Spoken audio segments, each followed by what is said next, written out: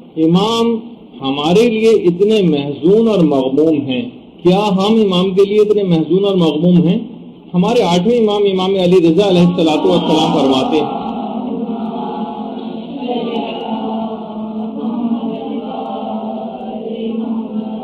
کہ قبلہ اہل دل کی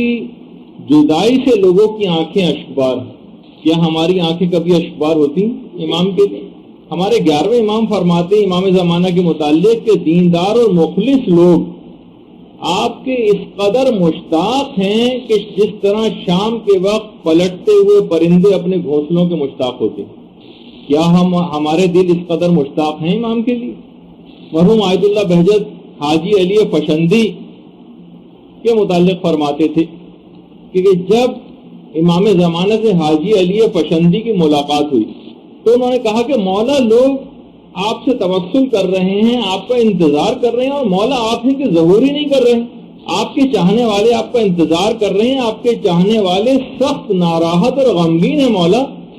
امام زمانہ علیہ السلام نے ایک جواب دیا جو کہ دل کو پھاڑ دینے والا،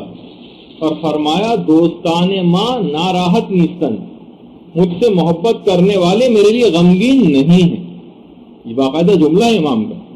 اور امام نے باقاعدہ شکایت بھی کی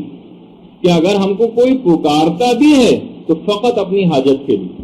جب یہ آقا بہجت فرماتے تھے کہ عاشقان قائم آل محمد کی محبت کے دعوے دار بھی بڑے خوب ہیں،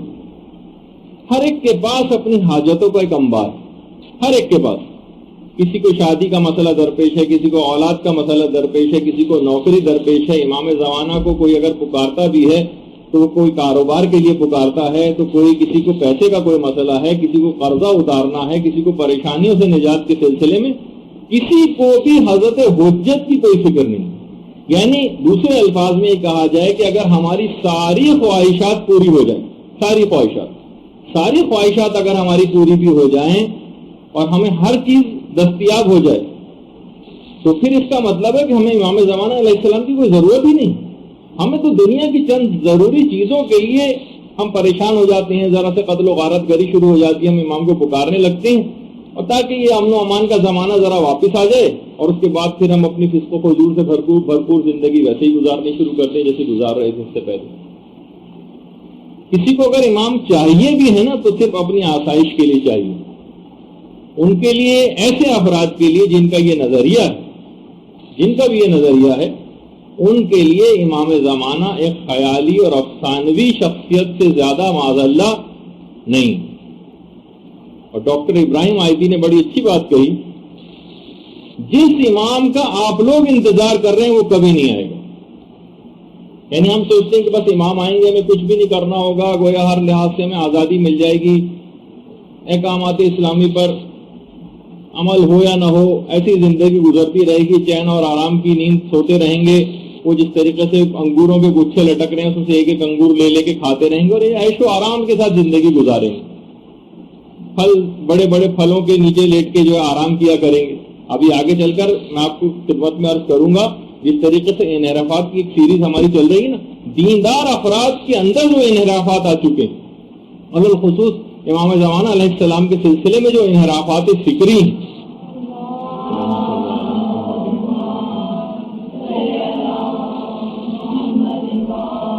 جو لوگوں نے اپنے دماغ میں تصور بنایا ہے امام زمانہ کا،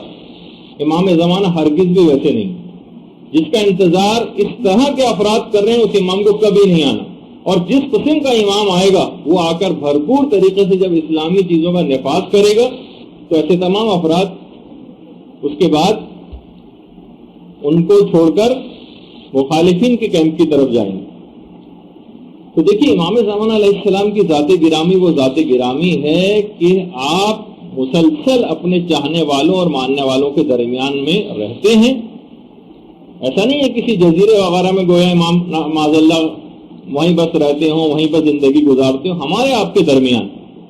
بلکہ آپ کی اپنی محفلوں اور آپ کی مجلسوں تک کے اندر شرکت کرتے ہیں۔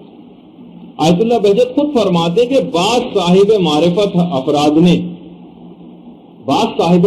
افراد نے خود امام زمانہ علیہ السلام کو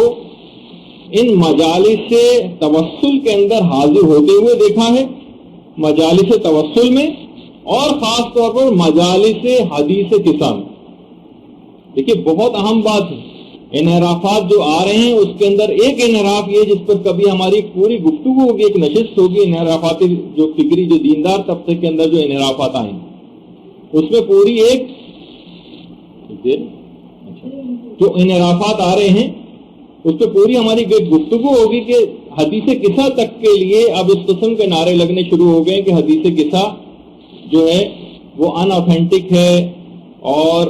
بہت سے نام نہاد علمی حلقوں سے بعض اوقات یہ بات آ جاتی ہے جس میں ہماری پوری انشاءاللہ کبھی گفتگو ہوگی. آیت اللہ بہجت فرماتے ہیں کہ صاحب معرفت افراد نے خود دیکھا ہے کہ امام زمانہ علیہ السلام مجالس توسل میں حاضر ہوتے ہیں اور مجالس حدیث قصہ میں خود آتے ہیں. یہ خاص طور پر ایک بات ہے, اور یہ بھی بات بہرحال کہی گئی ہے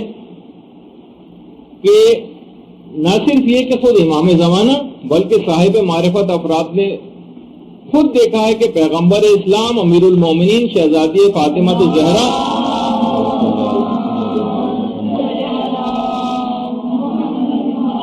اور امام حسن اور امام حسین علیہ السلام بھی ان تمام مجالس اور محافل میں شریک ہوتے ہیں.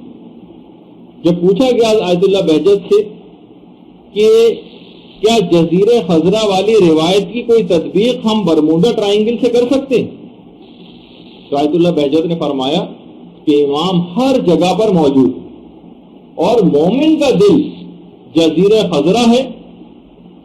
جس پر حضرت حجت کے قدموں کے نشانات. اچھا, ہم بڑے خوش ہیں, ہم بڑے مطمئن ہیں امام کا غائب ہونا. جب بھی کہا جاتا ہے کہ بہت ساری دعاؤں میں بھی ہے, اور بڑے بڑے علماء اور مراجع سے بات پوچھی گئی جو کہ دعا ہے تہذیب الاحکام کی دوسری جلد میں بھی اور بحر الانوار کی دوسری جلد میں بھی, کہ پروردگار میرے دین میں کوئی مصیبت کو قرار نہ دے. جب پوچھا گیا کہ دین کی مصیبت کیا ہے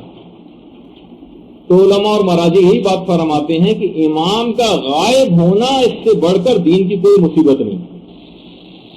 کہ آپ کا امام موجود ہو, آپ کا امام زندہ ہو, آپ کے درمیان زندگی بسر کرتا ہو, لیکن آپ اسے دیکھ نہ پائیں, آپ اس سے اس لحاظ سے رابطہ نہ کر پائیں, تو بہرحال یہ دین کی ایک بہت بڑی مصیبت ہے جس کو میں محسوس کرنا چاہیے کہ ہم کتنی بڑی مصیبت میں مبتلا ہیں. اور جب انسان مصیبت میں مبتلا ہوتا ہے تو اس کو دفع کرنے کے لیے کتنے ہاتھ پاؤں مارتا ہے, کتنی دعائیں کرتا ہے. تو اسی لحاظ سے اس سلسلے میں دعاؤں کی بڑی اہمیت ہے. یہی وجہ ہے کہ دیکھیے لوگ آئمہ سے التماس دعا کے لیے آتے تھے کہ مولا آپ خدا سے یہ ہمارا کام کروا دیجئے,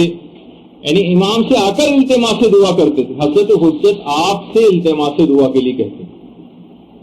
اتنی آرام سے آپ نے یہ بات سن لی کہ حضرت حجت علیہ الصلوۃ والسلام آپ سے التماس دعا کرتے ہیں کہ میرے ماننے والوں میرے ظہور کے جلدی کے لیے دعائیں کیا کرو.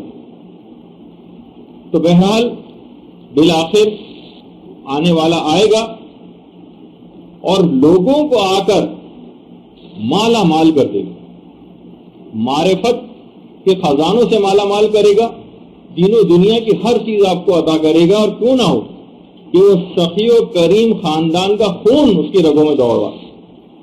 حال آتا کا تسلسل آخر کیسے ختم ہو سکتا ہے؟ قسیم جنت و نار کا فرزند لوگوں میں اپنی عادلانہ اور کریمانہ نعمتوں کو تقسیم کرے گا,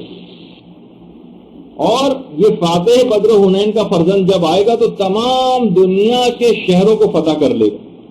لوگ اس کے پاس اس طرح سے آئیں گے جس طریقے سے شہد کی مکھیاں اپنی ملکہ اور اپنے سردار کے گرد آ کر جمع ہوتے ہیں. فرشتے اس وقت نازل ہو رہے ہوں گے اور حقیقتاً لوگوں کو اس وقت تنزل الملائکۃ والروح کی ظاہری تفسیر سمجھ میں آ جائے گی.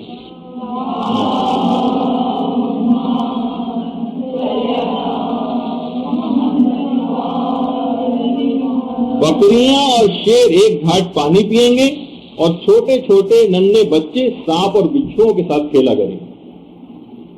یہ اس کا بیٹا ہے, یہ امام زمانہ علیہ السلام کہ جس کے عدل کے لیے شاعر نے کہا ہے کہ حافظ اگر ہو عدل جناب امیر کا, شعلہ پہن لے جسم پہ کرتا حریر کا. برحمتك يا أرحم الراحمين وصلى الله على محمد وآله